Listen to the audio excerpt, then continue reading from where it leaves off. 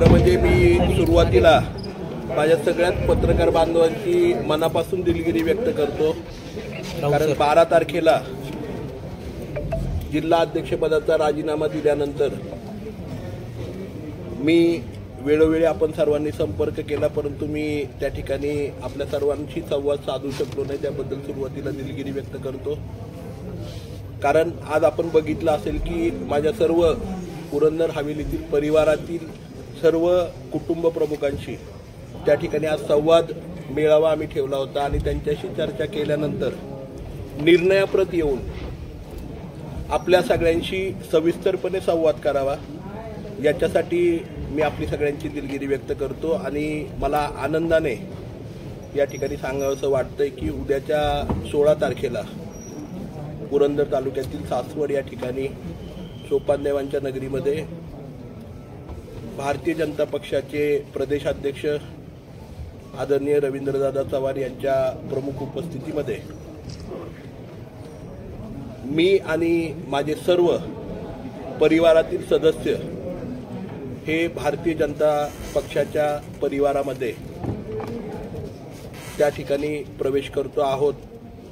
आणि हा प्रवेश करत असताना आपण मगाशी ऐकलं असेल संवाद मेळाव्यामध्ये सुद्धा अनेक माझ्या सहकाऱ्यांनी त्या ठिकाणी मागणी केली किंवा पाहिलं असेल की सर्वसामान्य परिवारातील सर्वसामान्य कुटुंबातील सर्व माझे सहकारी त्या ठिकाणी आहेत। कोणी मोठ्या परिवारातील मोठ्या कुटुंबातील नाहीये आणि सर्वसामान्यांचे सर्वसामान्य प्रश्न जे चुटकीसरशी सोडवले जाऊ शकतात, जे 2019 पर्यंत एक सर्वसामान्य कार्यकर्ता म्हणून आणि या परिवारातला सदस्य म्हणून मी सोडवायचे प्रयत्न केले।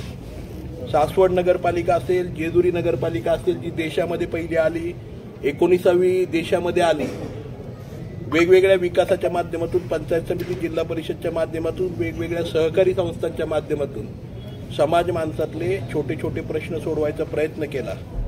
2019ला मला त्या ठिकाणी या तालुक्याचं प्रतिनिधित्व करायची संधी मिळाली आणि ही संधी मिळाल्यानंतर अनेक प्रश्न, अनेक गोष्टी आणि विकासाची दारं मला वाटलं की आपल्या पुरंदर तालुक्यासाठी खुली झालीत, हवेली तालुक्यासाठी खुली झालीत। आणि त्या भावनेतनं निस्वार्थीपणे गेली 5 वर्ष मी त्या ठिकाणी तळागाळापर्यंत शासकीय निधीच्या माध्यमातून, राज्य शासनाच्या निधीच्या माध्यमातून, केंद्र शासनाच्या निधीच्या माध्यमातून तळागाळापर्यंत प्रत्येक गावापर्यंत पोहोचायचा प्रयत्न केला। अनेक संकल्पना मांडल्या। मला मुद्दामून सांगायचं की जलजीवन मिशनमध्ये महाराष्ट्रामध्ये 100% गावं बसणारा तालुका म्हणजे पुरंदर तालुका आहे। कोविडच्या काळामध्ये आम्ही काय काम केलं याच्यापेक्षा जास्त देशामध्ये दुसऱ्या नंबरला सगळ्यात अगोदर भैरवाडीसारखं आदिवासी गाव हे 100% ग्रामीण संस्थेच्या माध्यमातून लसीकरण करायचा पुढाकार आम्ही त्या ठिकाणी घेतला। सर्वसामान्य शेतकऱ्यांच्यासाठी त्या ठिकाणी कृषी भवन हे प्रत्येक गावापर्यंत नेऊन त्या ठिकाणी प्रत्येक गावामध्ये पूर्वीप्रमाणे चावडीप्रमाणे त्या ठिकाणी कृषी भवनमध्ये चर्चा घडाव्यात शेतकऱ्यांच्या, याच्यासाठी प्रयत्न केला। अशा कितीतरी संकल्प, पानंद रस्ते, भोसलेवाडी असेल, भापकर मळा असेल दिव्याचा, किंवा अनेक ठिकाणी पानंद रस्ते त्या ठिकाणी सुरू करण्याची संकल्पना मांडली। त्या काळामध्ये काही पानंद रस्ते आम्ही आमदार निधीच्या माध्यमातून, इतर निधीच्या माध्यमातून केले, परंतु हे पानंद रस्ते आणि ह्या सगळ्या सर्वसामान्य माणसांच्या सर्वसामान्य समस्या, पिण्याच्या पाण्याची समस्या, शेतीच्या समस्या, ह्या सगळ्या घेऊन सातत्याने गेलो। परंतु काही ठिकाणी काही समस्या सोडवल्या गेल्या लोकप्रतिनिधी म्हणून, काही समस्या रखडल्या गेल्या, काही समस्या होऊ शकल्या नाही। आज पुरंदर तालुका खऱ्या अर्थाने विकासाच्या दाराकडे उघडला गेला। विमानतळासारखा अतिशय विकसित असा प्रकारचा प्रोजेक्ट त्या ठिकाणी येतोय, परंतु तो थबकतोय, वेगळी दिशा त्याला दिली जाते। ह्या सगळ्या गोष्टी बदलण्यासाठी गुंजवणीचं जे पाणी आहे आणि गुंजवणीच्या पाण्याबरोबरच मगाशी मी माझ्या लोकांना संबोधित करताना सांगितलं त्याप्रमाणे नीरा आणि गुंजवणीचं एकत्रित पानं कऱ्हेच्या पात्रामध्ये त्या ठिकाणी आणण्यासाठी जो राष्ट्रीय पातळीवरती देशाचे पंतप्रधान आदरणीय देवेंद्रजी फडणवीस साहेबांचा, आदरणीय मोदी साहेबांचा जो संकल्प आहे नदी जोड प्रकल्प, त्याच्या माध्यमातून ह्या दोन नद्यांचं मनोमिलन त्या ठिकाणी व्हावं याच्यासाठी हा नदीजोड प्रकल्पातलं कऱ्हेचं संपूर्ण खोरं आज जसं 100% या जुलैच्या पहिल्या आठवड्यात भरलंय, अशा प्रकारे सातत्याने दुथडी भरून कऱ्हा नदी व्हावी ही संकल्पना त्या ठिकाणी आहे. पुरंदरचं विमानतळ आहे, पुरंदरच्या RTOचं जे ठिकाण आहे त्या ठिकाणी महाराष्ट्राच्या पातळीवरती त्या ठिकाणी मोठ्या प्रकारचं RTOचं एक चांगल्या ट्रेनिंग सेंटर व्हावं, जेणेकरून रोजगार माझ्या भागामध्ये वाढेल. MIDCची वेगवेगळे क्लस्टर्स ज्याची रचना मागच्या काळामध्ये मागच्या सरकारकडे दिली होती ती रचना परिपूर्ण व्हावी, अशी विकासाची विविध कामं, त्याचबरोबर सासवड आणि जेजुरीमध्ये एक वेगळी विकासाची गती आम्ही घेतली होती. परंतु अचानकपणे त्या सगळ्या गोष्टींना एक फुलस्टॉप किंवा ब्रेक त्या ठिकाणी लागलाय किंवा त्याची दिशा बदलण्याचा प्रयत्न होतोय. त्याचबरोबर मोठ्या प्रमाणावरती विकासाला खीळ बसल्यासारखी कुठेतरी वाटते आणि मला वाटतं की जे माझे सर्वसामान्य परिवारातील सदस्य आहेत त्यांच्या सर्वसामान्य समस्या आणि मोठ्या प्रमाणावरती स्वतःला सक्षमपणे उभं करण्याचं काम जर कोण करू शकत असेल तर तो भारतीय जनता पक्ष त्या ठिकाणी करू शकतो. आणि म्हणूनच त्या ठिकाणी आम्ही सर्वांनी एकत्रितपणे मोठ्या मंथनातनं त्या ठिकाणी भारतीय जनता पक्षाच्या परिवारामध्ये जाण्याचा त्या ठिकाणी निर्णय घेतला उद्याच्या 16 तारखेला. अधिक बोलण्यापेक्षा मला वाटतं खूप वेळ झाला, आपण थांबलेला सगळे मंडळी, त्यामुळे आपण जे काही प्रश्न विचाराल त्याला उत्तर द्यायचं काम मी त्या ठिकाणी करेन. तर आपल्याला विनंती आहे, जर आपल्या मनात काही प्रश्न असतील तर ते विचारावे. भाजपमध्ये जाण्यापूर्वी आपली काय चर्चा झाली का पदासंदर्भात? भारतीय जनता पक्षाच्या परिवारामध्ये जात असताना कुठल्याही पदाच्या संदर्भात त्या ठिकाणी चर्चा झालेली नाहीये.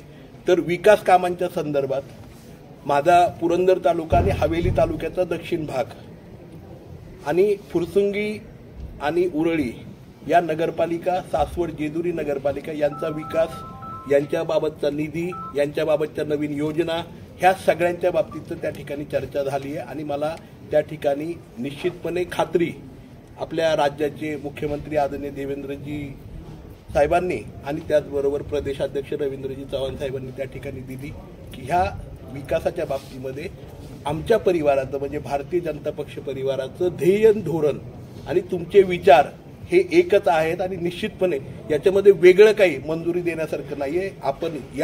आपण ते एक्झिक्यूट करा आणि चांगल्या प्रकारचं तळागाळापर्यंत एक वेगळं मॉडेल पुरंदर हवेलीचं आपल्या महाराष्ट्रासाठी त्या ठिकाणी द्या. सर, महाविकास आघाडी किंवा काँग्रेसमध्ये तुम्ही नाराज होता, याची प्रमुख कारण काय? मी माझ्या 76चा जन्म आहे आणि माझे वडील 1980 पासून काँग्रेस पक्षामध्ये त्या ठिकाणी आहेत. मला वाटतंय 2006-07 नंतर पक्षाच्या कामकाजामध्ये पक्षाच्या म्हणण्यापेक्षा सासवड नगरपालिका, पंचायत समिती याच्या निवडणुकांपुरता मी मर्यादित होतो. 2009ला पहिल्यांदा मी त्या ठिकाणी अपक्ष म्हणून निवडणूक लढवली.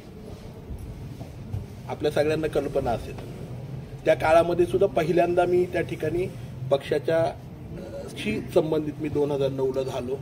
अपक्ष म्हणून निवडणूक लढवल्यानंतर काही प्रकार झाले होते ज्याच्याबद्दल मला, माझ्या वडिलांना आणि माझ्या परिवाराला सातत्याने बदनाम केलं गेलं काँग्रेस भवनमध्ये. तो एक राजकारणाचा भाग होता असोत, परंतु ह्या सगळ्या गोष्टींमधनं सुद्धा 2014ला सुद्धा आपल्या सगळ्यांना कल्पना असेल 2014ला सुद्धा काँग्रेस पक्षाच्या फॉर्म भरायच्या अगोदर 2014ला मी अपक्ष निवडणूक त्या ठिकाणी लढवलेली होती. 2014ला आघाडीमध्ये त्या ठिकाणी बिघाडी झाली आणि काँग्रेस पक्ष वेगळा लढला आणि सगळे पक्ष वेगवेगळे लढले आणि 2014ला त्यावेळेस मला तिकीट मिळालं आणि फॉर्म भरल्यानंतर दुसऱ्या दिवशी आम्ही पुन्हा एकदा काँग्रेस पक्षाचा फॉर्म भरला. कारण आम्ही काँग्रेसच्या विचारांच्या बरोबर पूर्वीपासून माझे वडील असतील, आमच्या परिवारातील सगळे सदस्य त्या ठिकाणी होते. कारण काँग्रेसची संघटना, काँग्रेसचा परिवार हा संघटनात्मक त्या काळामध्ये होता आणि म्हणून आम्ही त्या सगळ्या विचारांच्या बरोबर होतो. आज कुठेतरी वाटायला लागलं आणि ज्या परिवारामध्ये मी आज जातोय त्या परिवारामध्ये सुद्धा आज केवळ संस्थात्मक आणि इन्स्टिट्यूशनल काम आहे, संघटनात्मक काम आहे. म्हणून केवळ मी त्या ठिकाणी भारतीय जनता पक्षामध्ये जाण्याचा विचार त्या ठिकाणी केला. भाजपमध्ये जाताना जरी सार्वजनिक काम सांगितलं जातं मात्र वैयक्तिक अडचण होती असं अनेक वेळा तुमचेच ज्या आधी पक्षामध्ये होतं असे सांगायची, नेमकी संजय जगतापांची अडचण काय? आता मला त्या सर्वांना त्या ठिकाणी सांगायचंय, माझं कार्य, चरित्र, माझा व्यवसाय, माझी संस्था, माझ्या सगळ्या गोष्टी ह्या आपल्या सगळ्यांच्या समोर आहेत. कुठल्याही गोष्टी आणि कुठलाही शब्द राजकारणामध्ये जरी असलो तरी राजकारण मी कधी केलं नाही. मी प्रत्येक गोष्टीचं भान ठेवून जो विषय मांडला, लोकांच्या समोर जर एखादा विषय घेऊन गेलो तर त्या विषयाला तडीला न्यायचं काम मी त्या ठिकाणी केलंय. आणि आजही मी कुठलाही विषय वैयक्तिक, कुठलाही पर्सनल, परिवाराचा, माझा वैयक्तिक एकही प्रश्न, एकही कंडिशन न सांगता हे जे लग्न, ही जी सोयरीक ठरली आहे ना आमची, म्हणजे आमच्या परिवाराची आणि भारतीय जनता पक्षाच्या परिवाराची ही सोयरीक, ही बिगर हुंड्याची सोयरीक ठरलेली आहे.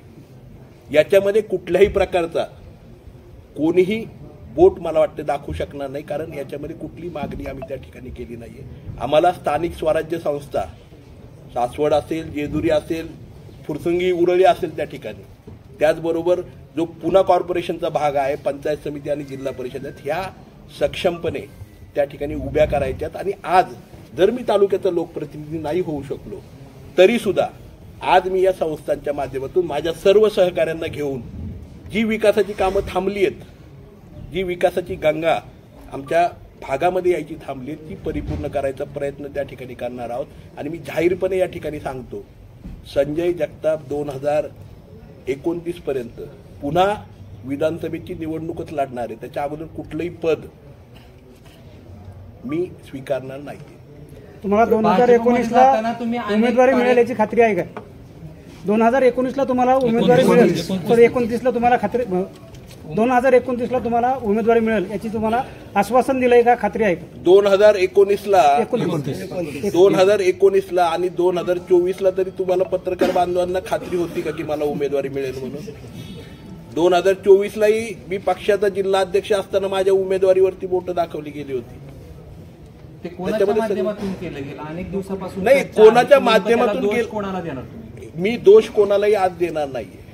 मी एक सांगतो, मी पारदर्शक आहे, स्वच्छ चारित्र्याचा आहे, मी समोरासमोर राजकारण करतो, मी लोकांना जे सांगतो मी खोटं बोलत नाही. त्यामुळे मला संध्याकाळी मस्तपैकी झोप लागते, मला कुणालाही विचारायला जायला लागत नाही. मी कधी कुठला प्रोटोकॉल त्याच्या बाबतीमध्ये, म्हणजे खोटं बोलणाऱ्यांना मला कधी पाळायला लागला नाही.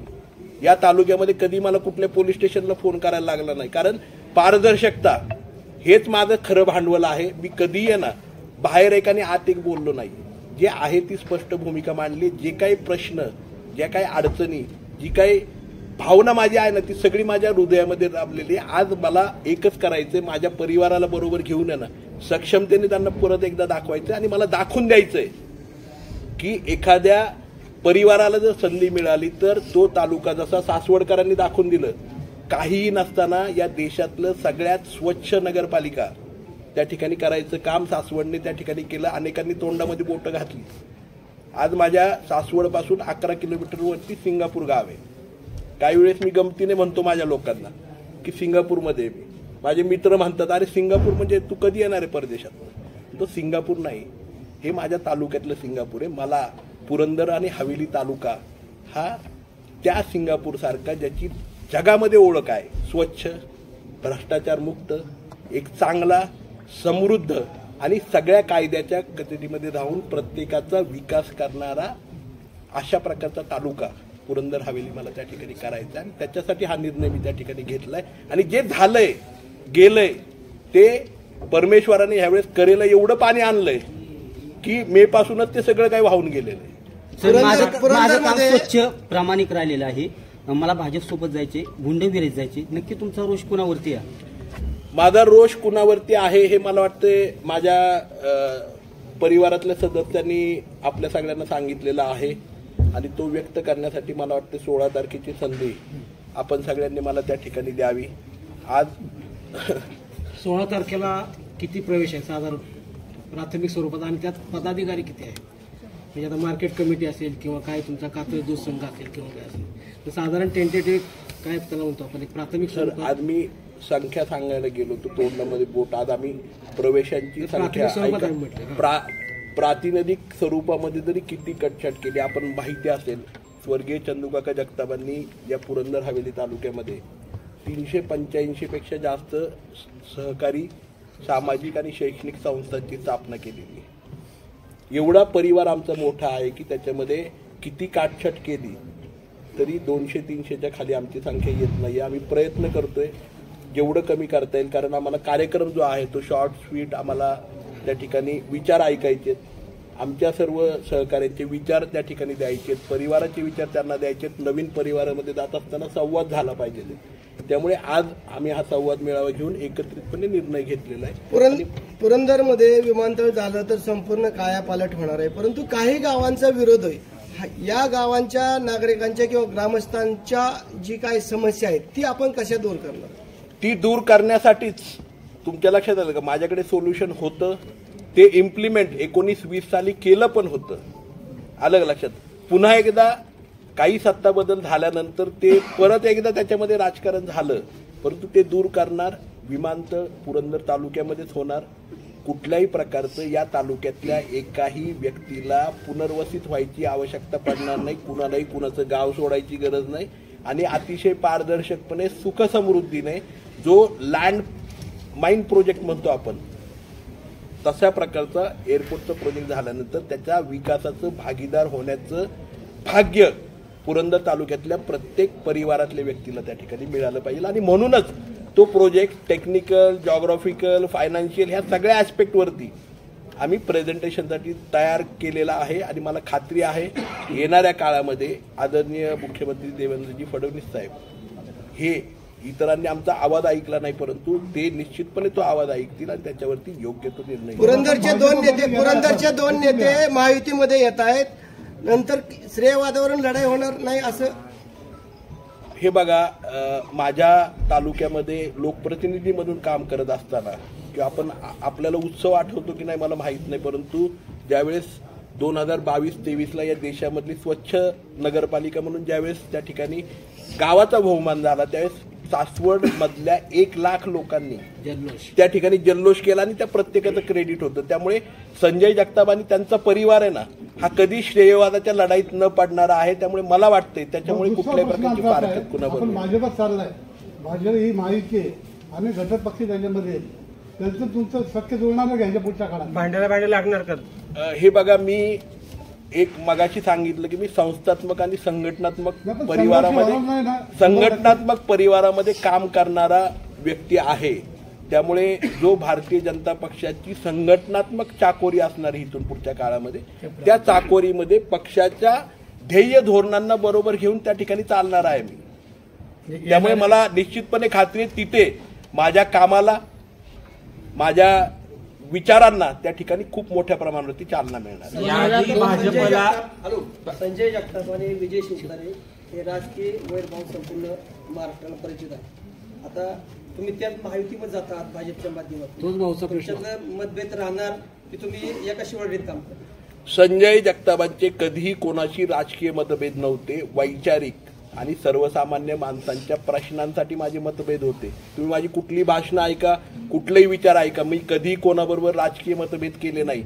माझे वैचारिक आणि सर्वसामान्य माणसांच्या लढ्यासाठी आहेत, ते इथून पुढच्या काळात सुद्धा सर्वसामान्य माणसासाठी, सर्वसामान्य गावांच्या विकासासाठी आणि कामासाठी प्रत्येकाबरोबर मतभेद राहतील, परंतु विकास काम जो करेल ना त्याच्या पाठीशी आम्ही सगळे मंडळी. भाजपसोबत तुमचे वैचारिक मतभेद होते, तुम्ही आधी याआधी अनेक वेळा बोलून दाखवलं. गाजराची गोष्ट तर तुम्हीच सांगितली, गाजर हलवा कशा पद्धतीने भाजप देतं.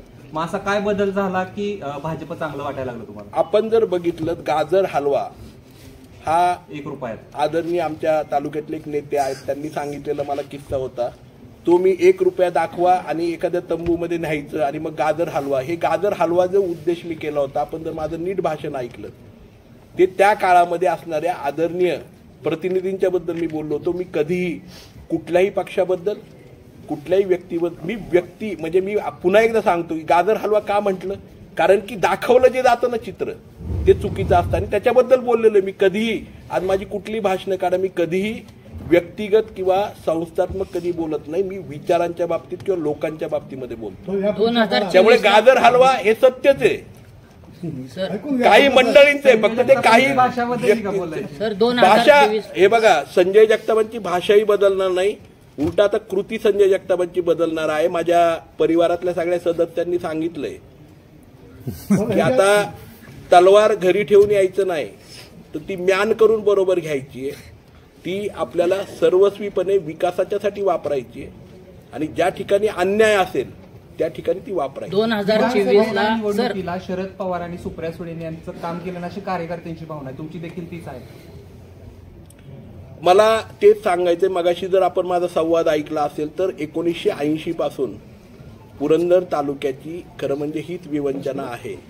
पुरंदर तालुक्यामध्ये आदरणीय खैरे साहेबांच्या पासून सातत्याने या तालुक्यामध्ये विकासाच्या विचारांना डावलण्याचं काम निश्चितपणे त्या ठिकाणी झालं. हे डावलत असताना आघाडीचं राजकारण हेच नेहमी कारणीभूत ठरलंय आणि ह्या वैचारिक राजकारणामध्ये मला वाटतं की पुरंदर तालुक्याचे विचार, आज जर बघितलं पुरंदरला सह्याद्रीचं ब्रेकर म्हणून ओळखलं जातं. Purandar is the breaker of Sahyadri. Sahyadri पर्वताला मधोमध गुजरातपासून केरळपर्यंत मध्ये ब्रेक करण्याचं काम आणि त्या ब्रेकवरती बाणाच्या टोकावरती मल्हार मार्तंड विराजमान आहे आणि म्हणून मल्हार मार्तंडाला महत्व आहे आणि तशा प्रकारचं ब्रेकचं काम नेहमी पुरंदरच्या भूमीने केलं. या देशामध्ये सांप्रदायाची चळवळ ज्ञानेश्वर माऊलींनी, सोपान काकांनी केली. त्याची सुरुवात 1240 मध्ये 39 मध्ये झाली. तीही पुरंदर तालुक्यापासून झाली. आपण जर बघितलं त्या ठिकाणी छत्रपती शिवाजी महाराजांच्या स्वराज्याची पहिली लढाई इथं झाली. असो इतिहास सगळा मी जर सांगितलं तर पुरंदरच्या मातीमधनं जे बंड उठतं ते देशभर पोचताना आज ऑलरेडी देशभर भारतीय जनता पक्ष आदरणीय नरेंद्रजी मोदी साहेबांचं देशभर नव्हे जगभर त्या ठिकाणी वातावरण आहे आणि निश्चितपणे पुरंदरची माती ज्यावेळेस भारतीय जनता पक्षाबरोबर नरेंद्रजी मोदी साहेबांच्या नेतृत्वाबरोबर आणि देवेंद्रजी फडणवीस साहेबांच्या नेतृत्वाबरोबर रवींद्रदादांच्या बरोबर ज्यावेळेस आहे त्यावेळेस निश्चितपणे आणखी फुलारी त्याला यायला निश्चितपणे 2024च्या विधानसभेच्या ह्याच्या पुढच्या काळात भारतीय जनता पक्षाप्रमाणे आपण पवारांची जर ठोस भूमिका घेऊन उतरणार. 2024 दुसरा प्रश्न विचारतो. 2024च्या तुमच्या पराभवामध्ये राष्ट्रवादीचा वाटा आहे का? शरद पवारांच्या राष्ट्रवादीचा वाटा आहे असं तुम्हाला वाटतं का? 2024च्या पराभवामध्ये माझी आणि माझ्या सर्व परिवारातील सदस्यांची एक भावना आहे की आघाडीचा खूप मोठा वाटा ह्या संपूर्ण माझ्या पराभवामध्ये म्हणण्यापेक्षा माझ्या प्रतिनिधित्वामध्ये त्या ठिकाणी आहे. प्रश्नाचं उत्तर काय? याच्या पुढच्या काळात पवारांनी याच्या पुढच्या काळामध्ये पुरंदर हवेलीमधल्या कुठल्याही प्रकल्पाला जर कोणी विरोध केला, कोणी अन्याय केला तर त्याच्या विरुद्ध सगळ्यात पहिल्यांदा संजय जगताप तुम्हाला उभा राहिलेला दिसेल. तिथे कोणाचीही हायगय त्या ठिकाणी केली जाणार नाही. 2024ला तुम्ही लोकसभेला प्रामाणिक काम केलं, मात्र विधानसभेला तुमचं प्रामाणिक काम झालं नाही, त्यामुळे तुम्हाला पराभवाला सामोरं जावं लागलं. 2029ला तुम्ही याचा वचपा काढणार आहे. हे बघा, मी आपल्याला सांगितलं की मी एका कुटुंबामध्ये भारतीय जनता पक्षाच्या कुटुंबामध्ये चाललेलो आहे जिथे त्या परिवाराच्या सर्व विचारधारांशी मी त्या ठिकाणी एकत्रित होत आहे. ती विचारधारा घेत असताना आपण जर ऐकलं आदरणीय परवाच्या दिवशी खूप छान आणि सुंदर अशा प्रकारची मांडणी आदरणीय मुख्यमंत्री देवेंद्रजी फडणवीस साहेबांनी केली की समाजात सामाजिक समरसता हे ध्येय भारतीय जनता पक्षाचं त्या ठिकाणी आहे. आणि समरसता म्हणजे काय तर H2O म्हणजे काय तर पाणी. आज पुरंदरकरांना किंवा आम्हाला प्रत्येकाला विकासासाठी जे लागतं ते पाणी आहे. आणि समरसता आणि समतेमध्ये जो फरक आहे, H2 म्हणजे हायड्रोजन हा ज्वलंत आहे आणि O म्हणजे ऑक्सिजन हा त्या ज्वाळेला अजून भडकवणार आहे. परंतु ज्यावेळेस H2O येतो त्यावेळेस तिथे आगच लागत नाही आणि तिथे फक्त विकासाची दिशा त्या ठिकाणी जोडली जाते. आणि म्हणून समरसता असणाऱ्या विचारधारेमध्ये की जिथे सर्व परिवारांना, सर्व जाती धर्माला जे जाती धर्म त्यांची उपासना पद्धती वेगळी असेल, मुस्लिम धर्म असेल, ख्रिश्चन धर्म असेल, इतर धर्म असेल, त्या सगळ्यांची जरी उपासनेची पद्धत वेगळी असली तरी ह्या सर्वांना समरसतेने एका परिवारामध्ये, एका साखळीमध्ये जोडण्याचं काम जर आज कोण करत असेल तर ते मला वाटतंय की भारतीय जनता पक्ष आणि त्याची विचारधारा आदरणीय नरेंद्रजी मोदी साहेब, आदरणीय देवेंद्रजी फडणवीस साहेब यांची विचारधारा त्या ठिकाणी मांडते. आणि म्हणून मी त्या ठिकाणी भारतीय जनता पक्षामध्ये जायचा विचार त्या ठिकाणी निर्णय घेतला आणि आज त्याच ध्येय धोरणातून मी तिकडे चाललो. सर, गुंजवणी प्रकल्प आता सुरू आहे सद्यस्थितीत, परंतु काही दिवसांपूर्वी संग्राम थोपटे जे की काँग्रेसमध्ये होते त्यांचा देखील विरोध होता. आज ते भाजपवाशी झालेले. तुम्ही आता हा प्रकल्प मार्गी लागण्यासाठी कित्येक काळ जाईल असं तुम्ही? मला वाटतंय की येणाऱ्या लवकरच काळामध्ये गुंजवणीच्या प्रकल्पाची काही कामं सुरू झाली आहेत. त्याच्यामध्ये काही दुरुस्त्या आम्ही सुचवल्या होत्या मागच्या काळामध्ये, त्या दुरुस्त्या त्या ठिकाणी होतील.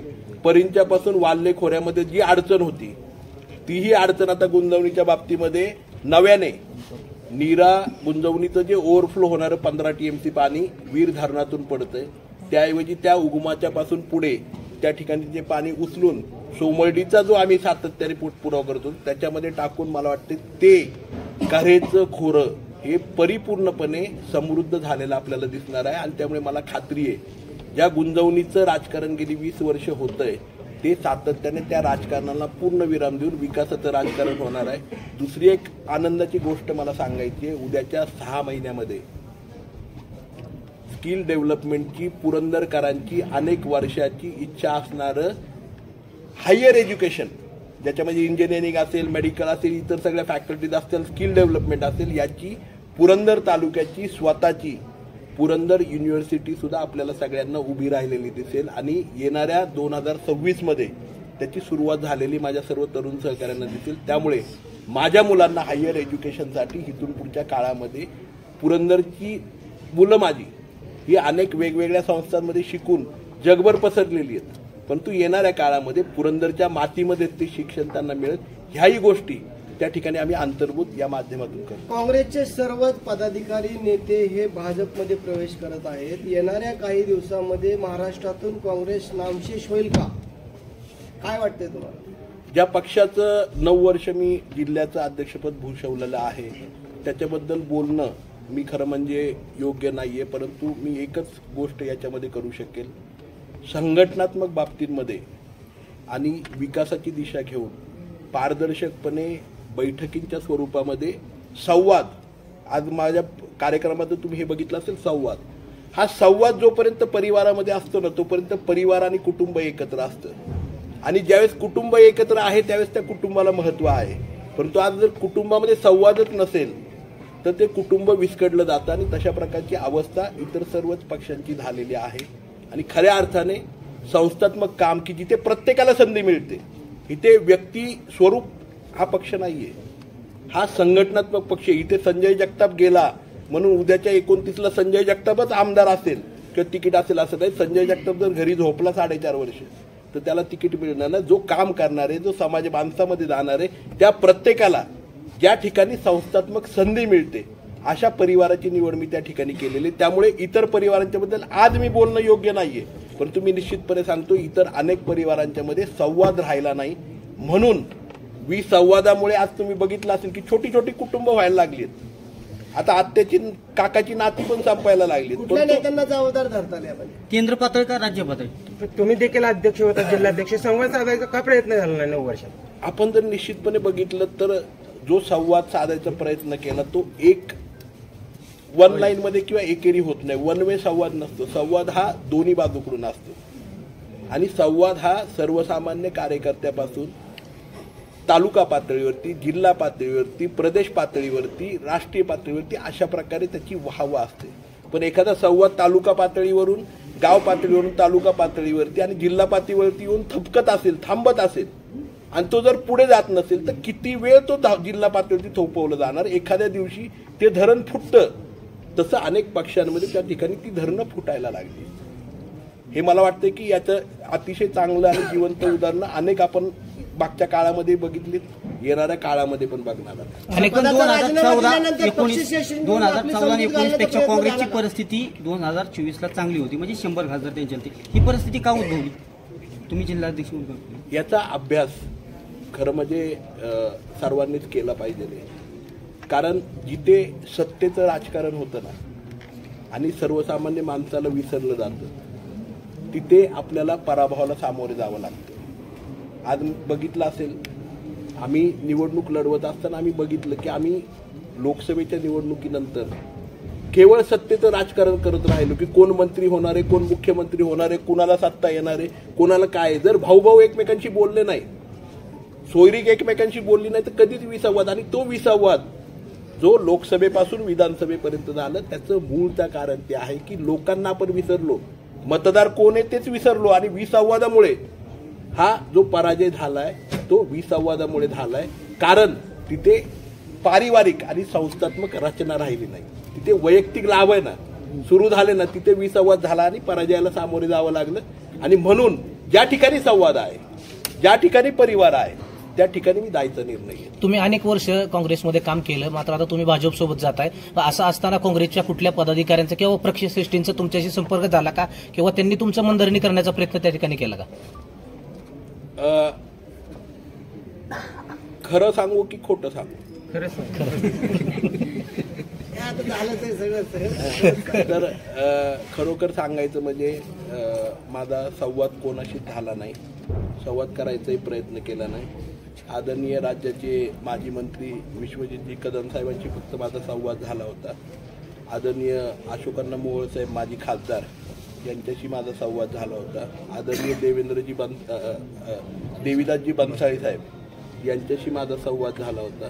श्रीरंगजी चव्हाण पाटील साहेब जे प्रदेशचे प्रतिनिधी आहेत पुणे जिल्ह्यातले, आणि पुणे जिल्ह्यातले माझे सर्वच सहकारी, या सगळ्यांशी संवाद झाला होता. NSYचे माझे अध्यक्ष होते जे माझ्याबरोबर भूषण नागवरे, त्यांचाही संवाद झाला होता. प्रदीपांना पोमन माझे तालुक्याचे अध्यक्ष यांचाही संवाद झाला होता. त्यांची इच्छा होती मनोमन की परिवारामध्ये कुठे फारकत होऊ नये, विचारांमध्ये फारकत होऊ नये. परंतु ज्यावेळेस मी हे परिवाराच्या आणि गोष्टी सांगितल्या त्यावेळेस त्यांनी त्या ठिकाणी निश्चितपणे मला जरी परवानगी दिली नसली तरी माझ्या वस्तुस्थिती, गोष्टी आणि भविष्यातला विकास या गोष्टी ठरून मी त्यांच्याबरोबर संवाद केला होता. इतर कोणाशी माझं त्या ठिकाणी चर्चा, संवाद किंवा कोणी मला संपर्क करायचाही प्रयत्न केला नाही. गेल्या काही महिन्यांपूर्वीच तुमचे सहकारी संग्रामभाई गेले होते, त्यांनी भाजपचं महत्व पटवून दिलं तुम्हाला, किंवा आधीच माहिती होतं भाजप चांगला परिवार आहे?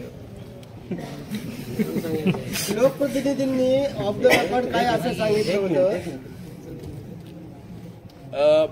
पुणे जिल्हा मध्यवर्ती सहकारी बँकेच्या जी आमची अभ्यास दौरा होता त्यामध्ये माजी आमदार संग्रामदादा थोपटे आणि त्यांच्या परिवाराबरोबर, मीही परिवाराबरोबर गेलो होतो. आणि त्यावेळेस समरस होण्याचा, एकत्रितपणे विचारांची देवाणघेवाणचा आमचं चर्चा झाली, देवाणघेवाण झाली. आणि निश्चितपणे आमचं एकमेकांच्या बद्दल असणारा आदर हा कधी कमी होणार नाही.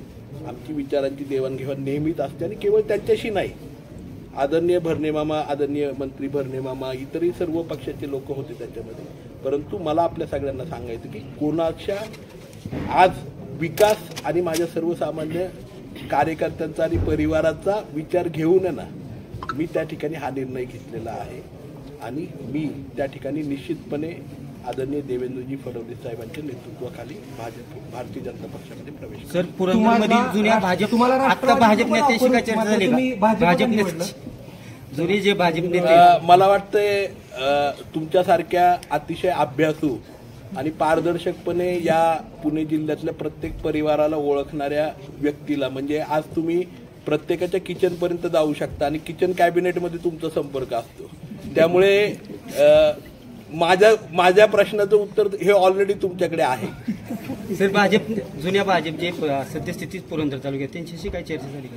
निश्चितपणे आज संवाद मेळावा झालेला आहे. आज संध्याकाळी भारतीय जनता पक्षाच्या सर्व सहकाऱ्यांच्या बरोबर, पदाधिकाऱ्यांच्या बरोबर त्या ठिकाणी चर्चा होईल.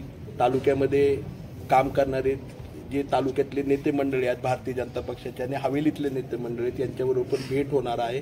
त्याचबरोबर संघ परिवारातल्या सर्व सहकाऱ्यांना सुद्धा त्या ठिकाणी मी त्यांचं त्या ठिकाणी म्हणजे त्यांचाही आशीर्वाद घेणार आहे. आणि आज खऱ्या अर्थाने माझा पारिवारिक संवाद माझ्या सर्व परिवाराशी झाला आहे. त्यामुळे आता त्यांच्याबरोबर आपली पत्रकार परिषद झाल्यानंतर त्या सर्वांना आघाडीसोबत तुम्ही अनेक वर्ष काम केलं, असं असताना तुम्हाला विधानसभा निवडणुकीमध्ये पराजयाला सामोरं जावं लागलं. आता स्थानिक स्वराज्य संस्थांच्या निवडणुका येऊ पाहतायत. या सगळ्यामध्ये आता या गोष्टीचा तुम्ही वचपा काढणार का? वचपा काढण्यापेक्षा माझा परिवार आता एवढा मोठा झाला आहे की वचपा काढायची आवश्यकता नाहीये. सर्वसामान्य माणसाला माहिती की माझ्या परिवाराची जी वृद्धी झालेली आहे, हा परिवार सगळ्यांना सामावून घेणारे येणाऱ्या काळामध्ये. आणि निश्चितपणे पुरंदर हवेली तालुक्यात नव्हे, पुणे जिल्ह्याचा ग्रामीण भाग सुद्धा आपल्याला त्या ठिकाणी सर्वांगीणपणे भाजपमय झालेला त्या ठिकाणी. स्थानिक स्वराज्य संस्थांमध्ये जर वेगवेगळ्या भूमिका स्वीकारल्या महाविकास आघाडीने तर काय असणार आहे? पुरंदरचं चित्र कसं राहील? हे बघा, मी भारतीय जनता पक्षाच्या परिवारामध्ये जातो आहे, त्यामुळे त्या पक्षाची जे काही नियम अटी पक्षाची शिस्त आहे आणि मला वाटतंय केवळ आणि केवळ भारतीय जनता पक्षच असा संघटना राहिली की ज्याच्यामध्ये शिस्त आहे आणि त्या शिस्तीचं पालन करणारी आम्ही सगळी मंडळी म्हणजे माझा सगळा परिवार आहे ना हा शिस्तीचं पालन करणारा आहे. त्यामुळे आम्ही त्या परिवारामध्ये अशा प्रकारे सामावून जाऊ की येणाऱ्या काळामध्ये पुढच्या पत्रकार परिषदेला तुम्हाला असं वाटणारच नाही मी त्या परिवाराचं सदस्य नाही. तुम्ही काँग्रेसमध्ये असताना कबशी चिन्हावरती सासवड नगरपालिकेची निवडणूक लढवली. आगामी काळात स्थानिक स्वराज्य संस्थेच्या निवडणुका तशाच लढवणार की पक्ष चिन्हावर?